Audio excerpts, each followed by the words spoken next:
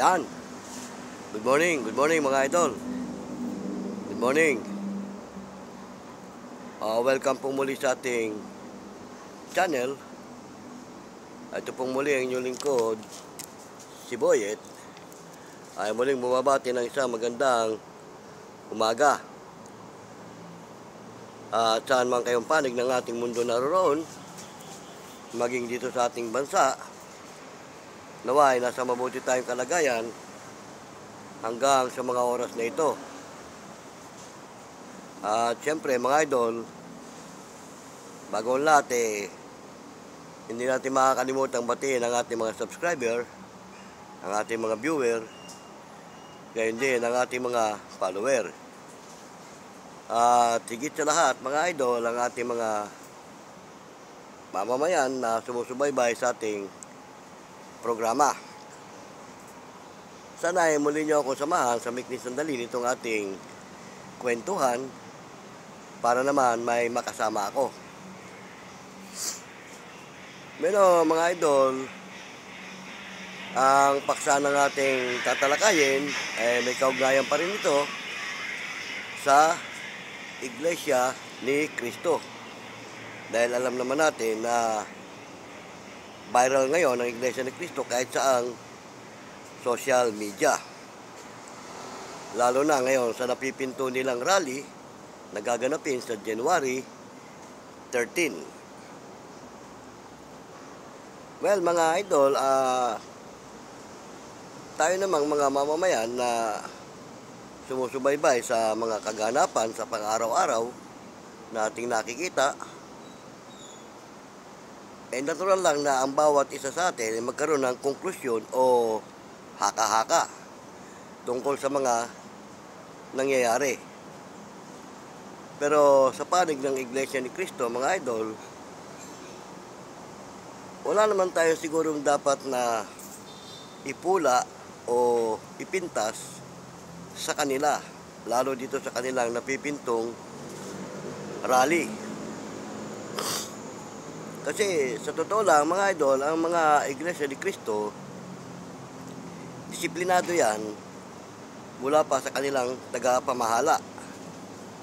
Kaya malabong mangyari na yung iniisip ng iba na manggugulo lang daw ang Iglesia ni Cristo o baka pagmulan ng gulo.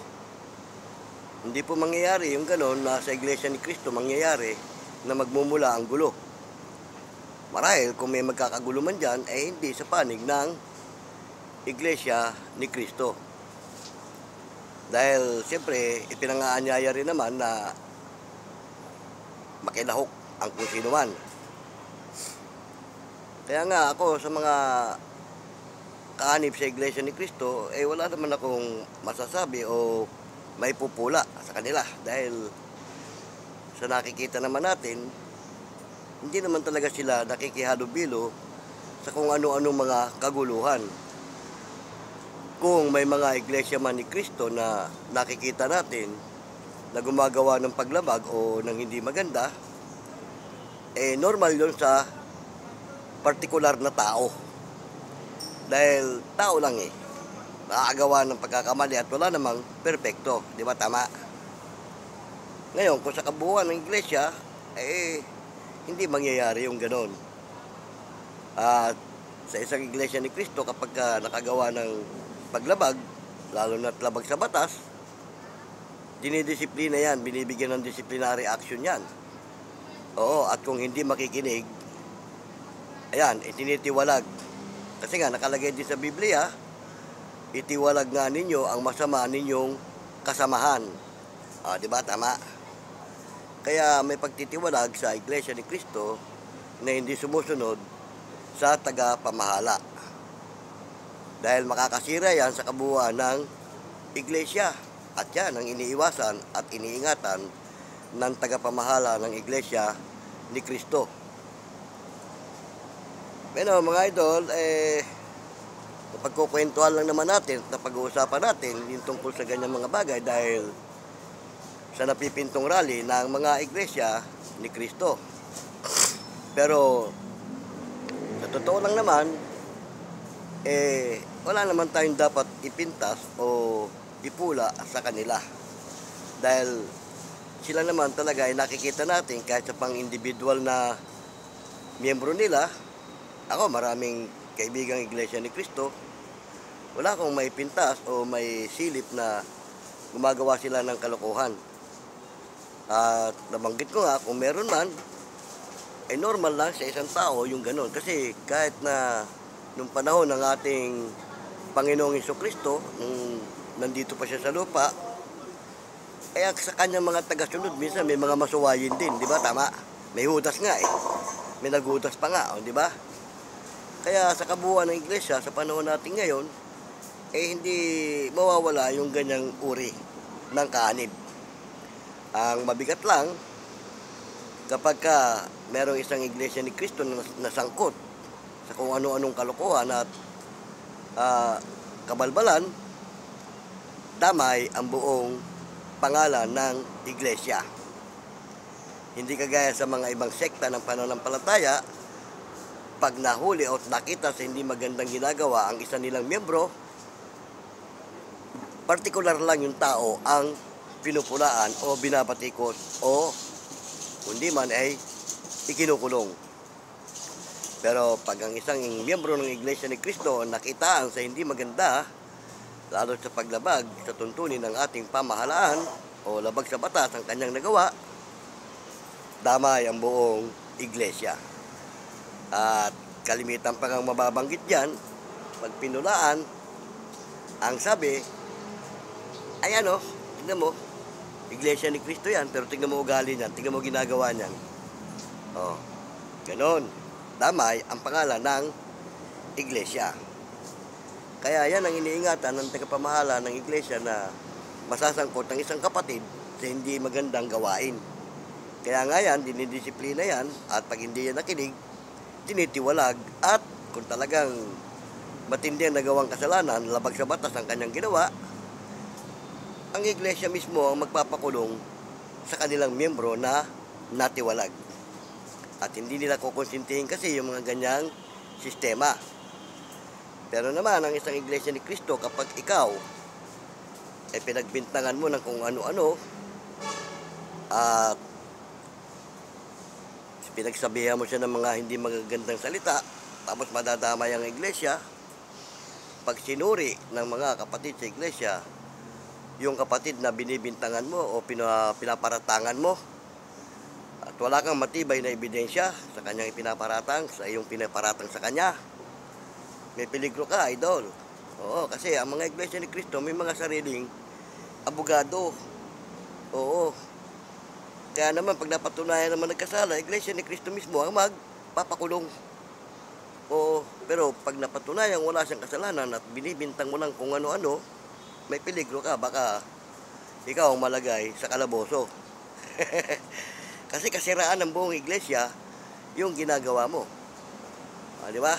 Madadamay ang buong iglesia dahil sa paratang mo. Ganun mga idol, kaya ang advice ko lang sa ating mga idol dyan, wag naman nating masyadong paratangan at pulaan ang mga miyembro ng Iglesia ni Cristo. Dahil sa totoo lang naman, nakikita natin na hindi talaga sila basta-basta gumagawa ng paglabag. Dahil nga, disiplinado sila. Oo, mula sa kanilang pamamahala. Kaya ako, masasabi ko lang, hindi ko kinakampihan o pinapanigan ng Iglesia ni Cristo. Ibinabase lang natin sa ating mga nakikita at sa mga pangyayari. Di ba? Tama mga idol. Sandali po.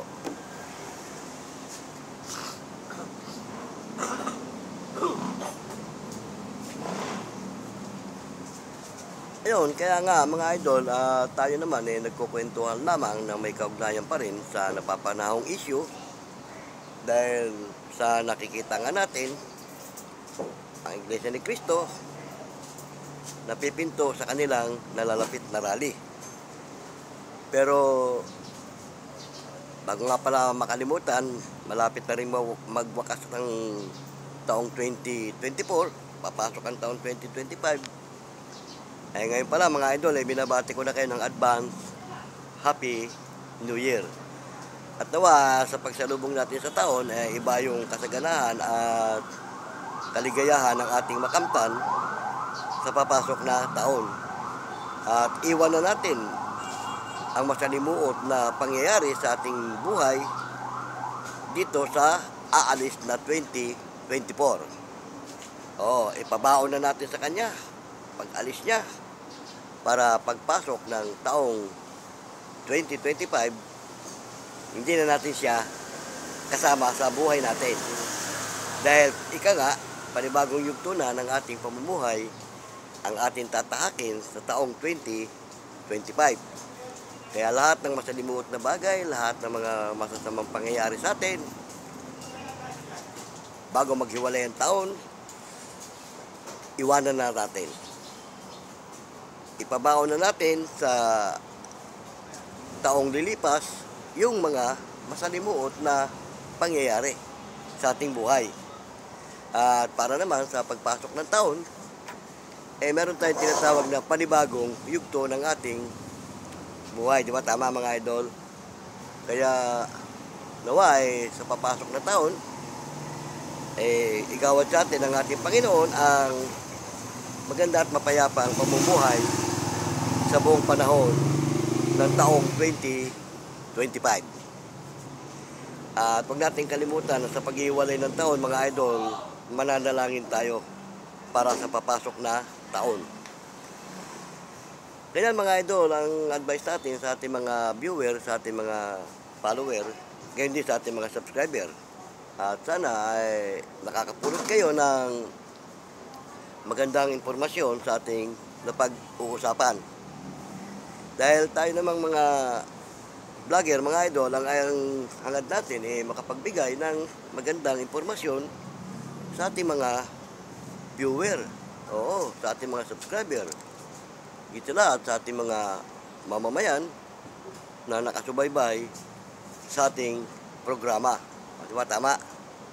Kaya wala tayong layunin bilang mga vlogger, vlogger ka man, YouTuber ka man, TikToker ka, o ano man ang larangan mo sa larangan ng social media, gawin natin ito ng naaayon sa batas na ating sinusunod para wag tayong madali ng tinatawag na community standard. Kailangan kung ano yung setup ng social media, doon tayo. Ingatan natin makakasira tayo sa ating kapwa, lalo sa ating mga kapwa vlogger, sa ating kapwa YouTuber, sa ating mga subscriber, at sa ating mga mamamayan. Ingatan natin makapagbitaw tayo ng mga masasakit na salita na hindi nila mapapakinabangan, bagkos ay magiging balakid pa sa kanila. Kaya nga, ang hangad natin makapagbigay ng magandang impormasyon. Tulad ng ating napagkukwentuhan sa ngayon, sana nakakapulot kayo ng mapapakinabangan nyo sa kwentuhan natin ito. Kasi sabi nga ng iba, at may mga kaibigan din tayo dyan na hindi naman sila nagko-comment, pero sa personal sinasabi nila wala namang mapapakinabang dyan sa mga binablog mo. Yun ang akala nila.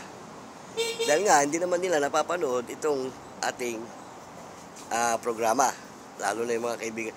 Totoo nga yung kasabihan na kung sino pa minsan yung kaibigan mo, kakilala mo o kamag-anak mo, siya pa ang hindi susuporta sa'yo. Totoo yan mga idol. Pero okay lang yan. Tayo mga vlogger, suportahan man tayo din ng ating mga kaibigan dyan o kakilala. Basta tuloy-tuloy lang ang ating ginagawa at wala tayong natatapakan tao, okay lang yun. At higit sa lahat, hindi tayo nakakalabag sa community standard. Tuloy lang, go lang. Diba? Tama mga idol. Kaya ito, pinagkukwentuhan natin tungkol sa Iglesia ni Cristo. Kasi marami tayong napapanood sa mga social media na talaga namang binabatikos ang Iglesia ni Cristo. At kung ano-ano pa ang mga haka-haka na kanilang ibinibintang at ibinibigay. Pero sa atin naman, sa mga tunay na nakakakita sa pangyayari at nakakaalam, wala tayong may pipintas, di ba? Tama. Basta tayo, ride on lang. Go! Ngayon, subaybayan natin at antabayanan na lang natin itong nalalapit nilang rally sa January 13. May mga nagsasabi, hindi na raw matutuloy. May mga nagsasabi na nabayaran na para wag lang tumuloy. May mga nagsasabi naman na binayaran sila para ituloy. At may mga pro ano dyan. Pero ang advice ko lang mga idol, doon sa mga dadalawa, kung hindi man kayo Iglesia ni Cristo, huwag na kayong gagawa ng makakasira sa line-up ng Iglesia ni Cristo. Oo. Halimbawa, may mga partido kayo na gusto nyo, huwag na kayo magsisisigaw ng kung ano-ano na makakasira sa peaceful rally. At huwag na kayo magdadala ng mga placard, mga banner na kung ano-ano na may mga pro Marcos, pro Sara, o ano-ano pa man. Huwag na mga idol. Basta dumalo lang kayo, peaceful rally, kung paano tahimik ang Iglesia ni Cristo, ganun lang. Oo, para mapayapa kasi ang rallying ito sa kapayapaan, hindi sa kaguluhan. Oo mga idol, kaya nga marami nakaantabay ngayon dyan. At isa nga yung lingkod nyo na sasama sa rally na yan. Oo, nabanggit ko na doon sa mga una kong video na ang mga Iglesia ni Cristo may kanya-kanyang lokal na panggagalingan. At sa mga lokal na panggagalingan yan, may kanya-kanyang mga panalangin sila bago dumalo sa gagawing rally. Kaya may basbas ng ating Panginoon ang bawat lokal na dadalo sa rally na yan.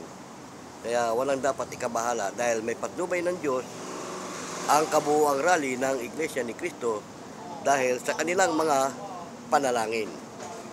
At kasama na sa panalangin ng Iglesia ni Cristo ang kabuuan. Hindi lang para sa kanilang sarili, kundi para na rin sa kabuuan ng isasagawang rally. At para na rin sa ating mga mamamayan, kapayapaan. Yan ang buod ng rally ng Iglesia ni Cristo. Beno, mga idol, salamat ng marami kahit sa maikling sandali nitong ating kwentuhan ay sinamahan nyo ako. At ito po muli ang inyong lingkod si Boyet ng Vlogs TV. Ay bumabati sa inyo ng isang magandang umaga. Idol, kung may mga comment kayo, lagay nyo lang sa comment section. At kung mayroon kayong mga gustong ipatalakay, lagay nyo lang dyan para matalakay natin sa mga susunod pang video. Dahil noong nakaraan, kung natatandaan nyo, ang tinalakay natin, tungkol naman sa gawain ng Iglesia ni Cristo, tungkol sa kanilang pagiging Iglesia ni Cristo. Kaya ngayon, ang tinalakay natin itong napipintong rally. Okay na mga idol ha. Muli ako nagpapasalamat sa inyo. Sinamahan nyo ako sa maikling sandali itong ating programa. Bago tayo mag-iwalay, muli ko kayong binabati ng isang advance Happy New Year sa ating lahat. Hanggang sa muli mga idol. Paalam!